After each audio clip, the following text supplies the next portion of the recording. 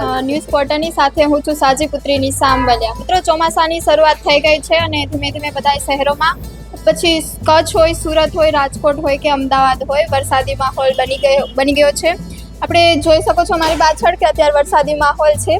અહીંયા થોડી વાર પહેલાં ખૂબ અતિ ભારે વરસાદ પડ્યો, અત્યારે થોડી વાર વિરામ લીધો છે. તો ચાલો આપણે જાણીએ ન્યૂઝ પોર્ટલની ટીમ પાસેથી. આપણે ઓફિસમાં જઈએ કેવો માહોલ છે અત્યારે વરસાદને લઈને. ચલો આવો જાણીએ.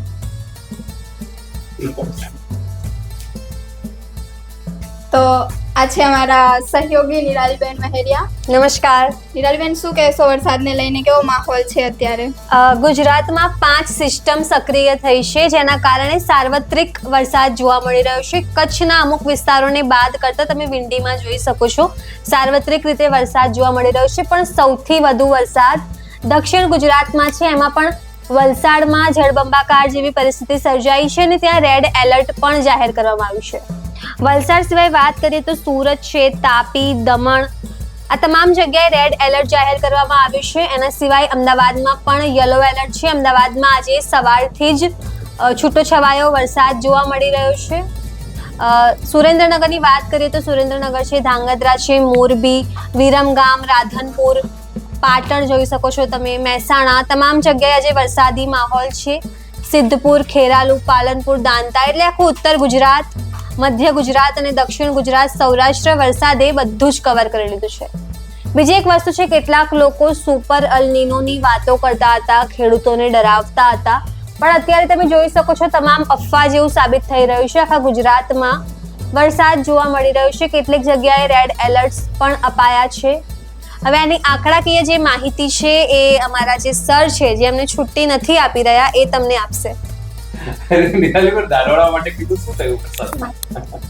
તો જેમ શું થયું? હે, માઇક માટે કીધું, પેલું માઇક તો લગાવી દો છો, પેલું દાલવાડા માટે કીધું એવું શું થયું?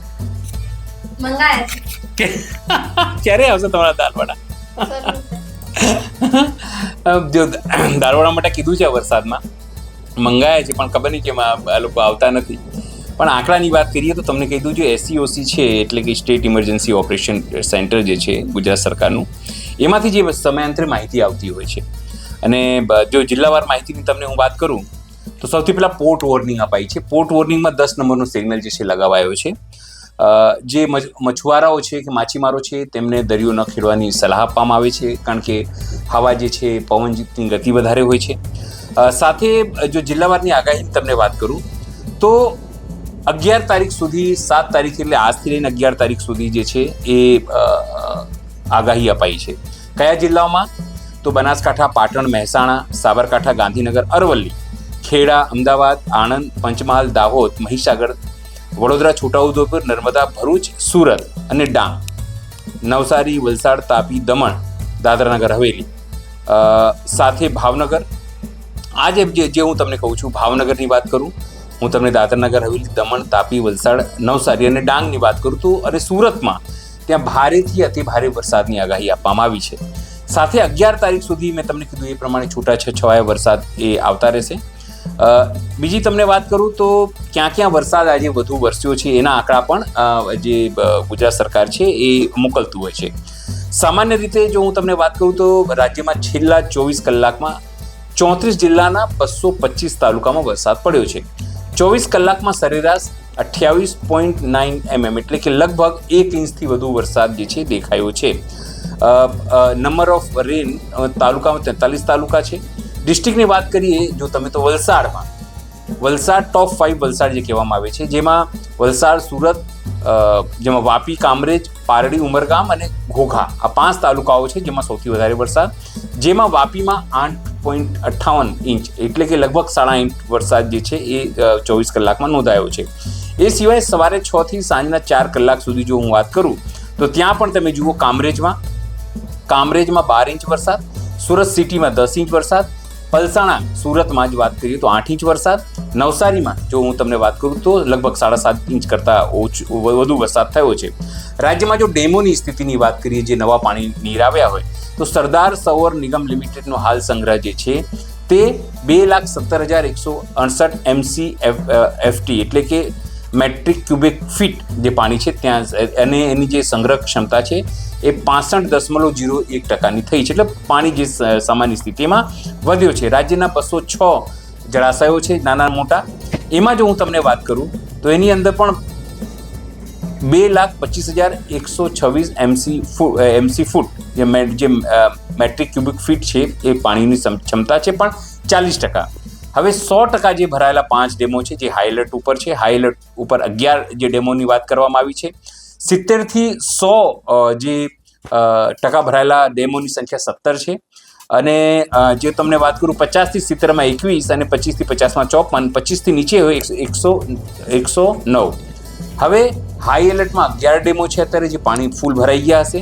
એલર્ટમાં 3 અને વોર્નિંગ જે છે એ 11 ડેમોમાં અપાઈ છે. ડેમોની સરેરાશ સ્થિતિની તમે વાત કરો તો અમરેલી જે છે, અમરેલીમાં લગભગ તમામ ડેમો જે છે, અમરેલીમાં સુરેન્દ્રનગર, ભાવનગર, તાપી એ હાઈ એલર્ટ ઉપર તમામ ડેમો છે. એ સિવાય સુરેન્દ્રનગર, જુનાગઢ અને ગીર સોમનાથમાં પણ એલર્ટ. અને વોર્નિંગની વાત કરીએ તો સાવરકુંડલાથી માંડીને 11 જે ડેમો છે નાના મોટા એ વોર્નિંગની સ્થિતિમાં છે. કુલ મળીને એટલું કહી શકાય છે કે વરસાદની જે વાત કરીએ એ સિવાય જો હું તમને સ્થળાંતરણ, કારણ કે વધારે વરસાદ થવાના કારણે સ્થળાંતરણ પણ કરવામાં આવ્યા છે.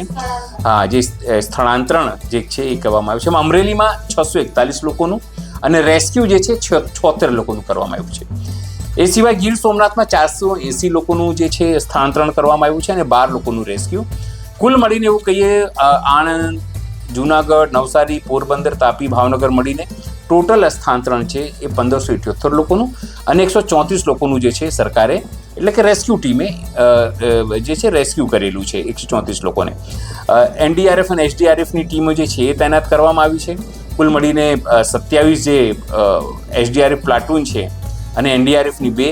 કુલ મળીને એવું કહી શકાય કે જે માછીમારોને 7 તારીખથી લઈને 11 તારીખ સુધી દરિયો ન ખેડવાની સલાહ આપવામાં આવી છે. એટલે કુલ મળીને ગામડાઓની જો હું તમને વાત કરું તો ગામડાઓમાં પણ વીજળી ઇફેક્ટેડ છે. તો પર્ટિક્યુલર 3,294માં વીજળી ગઈ હતી, જેમાં 3,268 ગામમાં વીજળી પાછી આવી ગઈ છે. 26 ગામોમાં પેન્ડિંગ છે હજુ. ફીડર જે છે 6,523 ફીડર અફેક્ટેડ હતા, જેમાં 5,500ને રિપેર કરી દેવામાં આવ્યું છે. 994 જે છે પેન્ડિંગ છે. પોલ્સની વાત કરીએ તો 5,923 પોલ્સ છે ડેમેજ અથવા ઇફેક્ટ થયા હતા, જેમાં 4,588 જે છે એને કોન્સોલેટ કરી દેવામાં આવ્યું છે અને પેન્ડિંગ 1335 છે. ટ્રાન્સફોર્મર જો વાત કરીએ તો 276 ટ્રાન્સફોર્મર જે છે ડેમેજ થયા હતા, 194ને બદલી દેવામાં આવ્યા છે અને 82 કામ પેન્ડિંગ છે. સાથે એવું કહેવામાં આવ્યું છે કે એડિશન ડરિંગ ધ લાસ્ટ 24 કલાકની અંદર જો તમે વાત કરીએ તો ત્યાં ઇફેક્ટની કામગીરી છે. ત્યાં રસ્તાઓ નુકસાન થયા છે, ત્યાં વીજળી નથી, ત્યાં પશુની સમસ્યા છે.